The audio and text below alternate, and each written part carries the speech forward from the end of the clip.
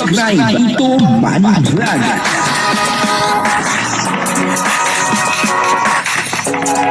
Payagan po siya, no? Tito Manny Vlog na mag-reactor. Para, pambiling gamot sa kanya pong karamdaman. Kasimple lang po ng mga pangarap ni Carla, no? Pero meron po siyang ayaw niya talaga na mangyari sa kanyang buhay. Ha? Papanoorin po natin yung video, alamin po natin kung ano po yung ayaw na ayaw ni Carla na mangyari po sa kanyang buhay. At siyempre bibigyan po natin yan ng konting reaction. Pero bago po yan, ako muna po bumabati sa inyo lahat ng magandang umaga, magandang tanghali at magandang gabi sa inyong lahat mga kapatid. Saan man kayo ng panig ng mundo naroon ngayon, ay mag-iingat kayo palagi at pagpalain kayo ng ating Panginoon.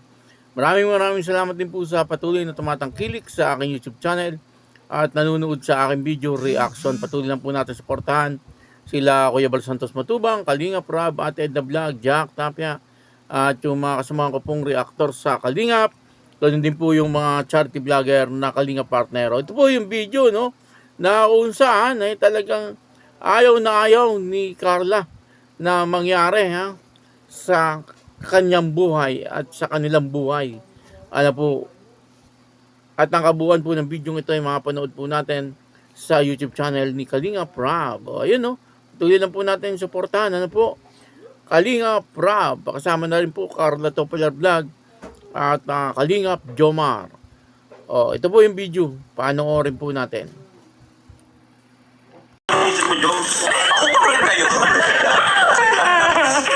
Para sa Carla, how can Jomar be a better partner for you? Ang ganda ng tanong. Sabi mo na, kaibigan na kayin. Ang bahala sa'yo. Ano nga bro? How can be a better partner si Carla? How can be a better partner? Marunong... Ano ba? Marunong umintindi ng sitwasyon siguro. Parang ganun. Like... Siguro yun lang. Yun na yun. Napaka-understanding niya. Parang ganun. If you're understanding yun, para sa akin. Okay, paano? Carla? Siguro lahat naman na kasi nasa kanya na. Pagkatawag kong na siya, talagang better person na. Tapos ikaw, sagot mo sorry, sabi mo.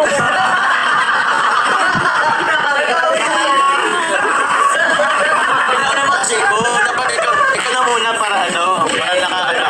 O sige, babawi ako. Ano kayo? Okay na yun. Hindi naman masyado. What's the biggest challenge you've overcome together? Okay na yun. Challenges. Siguro that time na siguro kasi bro, kumbaga hindi rin kasi bro naging smooth yung namin. Nagkaroon din naman kami before ng struggle with each other. Nagkaroon kami ng tawag niya. Yung parang time na hindi na tayo magkaintindihan. Hindi kami okay. Oo. Okay. Yung tipong... Ewan ko. Siguro yun na lang sagot yung pares. Mali. Baka may nakabulto naman yan ha. Okay, di mali. Sige. Si Carla na lang magtanong. O sige. Ito, basahin mo to Carla. Yan. Basahin mo. Para sa kanya. Yan. Have I ever hurt you without realizing it? Yan. Before. Grabe. Before, si Fred pala. Sige, sabi mo.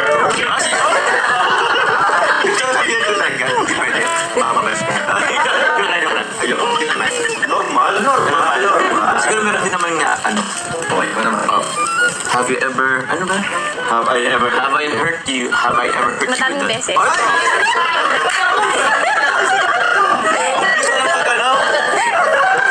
Sige, numerate. Madami. Joke lang. Give us 5. Joke lang? Kailan yun? Napapaisip ko. Kasi, alam ko yan. May alam ako. Hindi magkakawin. Iba yung huli. What kind of home and family do you hope you build? Ganda, no? Ikaw, Carla. Siguro kuya, ano lang, masaya, tahimik, tapos, Tahimik. hindi, alam mo, may emergency man, parang kami yung magpo-provide. Kasi naranasan ko sa family ko kuya na parang, alam mo, may emergency, kailangan pang mangutang, ganun, kailangan pang tumakbo sa iba. Okay. Ganun po. Galing. Simple lang, no? Ikaw, Jones. For family. Siguro full of love, respect, understanding, and siguro yun nga, yung mabuhay kami sa yun nasa center ng sigat. Yes! Galing, galing. Malapit na tayo, guys. Last na tayo, set na. Tayo sa deep reflection. Kung gusto niyo po mapanood ng buong ang video yung napanood po natin, ay puntahan niyo po yung YouTube channel ni Kalinga Prab. At doon po ay mas marami pa po kayong malalaman tungkol po dito sa mga sinabi ni Carla at ni Kalingap Jomar. At dito nga ay may sinabi po si Carla na simple lang po ang gusto niya sa buhay, yung tahimik at masaya. Totoo naman po yun. Siyempre ang pinakamasarap po sa lahat ay yung tahimik at masaya. Marami kang pera pero magulo naman ang buhay mo, ay walang kwenta po yung ganon. Mas mabuti pa yung mahirap pero tahimik naman at masaya, ay mas masarap pa po yun. Pero huwag naman yung hirap na hirap sa buhay. Ay, hindi na masaya yun. Dapat ay yung katamtaman lang, yung hindi ka nagtitiis. Kagaya po na sinabi ni Carla, kapag oras ng emergency, yung hindi na po mangungutang. At yun ang ayaw ni Carla na mangyari. Siguro naranasan na po yan ni Carla, kapag oras ng pangangailangan ay takbo sa kamag-anak, takbo sa kapitbahay. Pag minsan ay hindi ka pa papautangin. Minsan ganun nangyayari, Kaya sabi po ni Carla, yun po ang parang ayaw niya pong mangyari talaga. Kaya si Carla, sa nakikita po natin ngayon, ay talagang nag-iipon po siya. Talagang nagsisika po siya sa buhay. Kasi ayaw na po niyang mangyari uli sa buhay niya, yung mga dati po na pinagdaanan niya na paghihirap. Kitang-kita naman po natin yung dating buhay nila Carla, kahit po yung bahay nila. Talagang yung unang ibinigay po ni Kalinga Prab sa kanya na pera, alam niyo po kung ano po yung ginawa ni Carla, kung natatandaan niyo po, ay binili niya po ng plywood. Tapos pinasemento niya po doon po sa kanilang maliit na bahay. At pinalagyan niya ng divider para meron po siyang at least privacy na kahit maliit lang. Kung natatandaan niyo yun po ang unang ginawa ni Carla, doon po sa unang ibinigay ni Kalinga Prab sa kanyang pera. At yung dingding nila Carla ay medyo bulok na, yung sawali po yata, yung dingding niya noon. Pero ang ginawa po ni Carla ay bumili po siya ng plywood. Upang sa ganon ay medyo maging maayos naman yung kanilang dingding, at yung flooring ay pinasementohan niya po. At nakakatuwa, nung mga una po yun, talagang noon pa man ay makikita po natin, na talagang si Carla ay maatikha sa buhay. Kung iba-iba yun, yung ibinigay na pera, ay baka kung saan gagastusin. Ibibili ng damit, ibibili ng cellphone, o kaya ay panglalakwat siya. Kasi hindi naman po alam ni Kalinga Prab hindi naman po niya na makikita kung saan ginamit yung pera na ibinigay niya. Pero si Carla, ay talagang inilagay niya po doon sa bahay. Ganun po si Carla, At kaya ngayon, talagang nag-iipon po si Carla, kasi ayaw niya na po maranasan na kapag oras po ng emergency, yung maghahagila pa po sila ng pera. Mahirap po yung ganun, pagka oras na. Kunyari may sakit, kailangan dalhin sa ospital. Wala kang kapera-pera, wala kang ipon.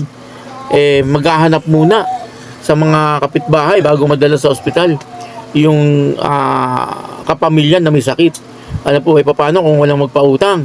Hindi na nadala sa ospital yung kapamilya kasi wala pong pera Alam niyo naman sa ospital kahit nga po public, ay talagang kailangan pa rin po ng pera, Kasi hindi naman po lahat ng gamot ay nandoon po sa loob ng ospital. Meron ding mga binibili sa labas. Kaya yun po, maliwanag po na ang gusto talaga ni Carla ay magkaroon po siya ng ipon. Nasa ganun, siyempre ayaw niya po na yung kanyang pamilya pagdating po sa ito'y nangangailangan na ay mamumblema pa. ano po, at maghahagila pa sa iba. Kung may ipon naman talaga si Carla, ano po, siyempre, di walang problema. Ano po, at masaya lahat. Ano po, at sa ngayon, nakikita naman po natin, ano po, na maayos ang buhay ni Carla. Ano po, at sa tingin ko naman, ay talagang patuloy po, yung biyaya na natatanggap ni Carla. At si Carla naman, ay hindi niya po sinasayang yung mga binibigay po sa kanya. Ano po, talagang iniipon niya at talagang nilalagay niya po sa magandang kalalagyan. Ano po, at ganoon din po si Kalingap Jomar. Kaya yun, dito pinakita natin na talagang ang gusto po ni Carla ay yung maayos na buhay. Kaya maraming salamat po sa inyo lahat. At ako po si Tito Manny Vlog na nagsasabing God bless you all. Diyos mapelos.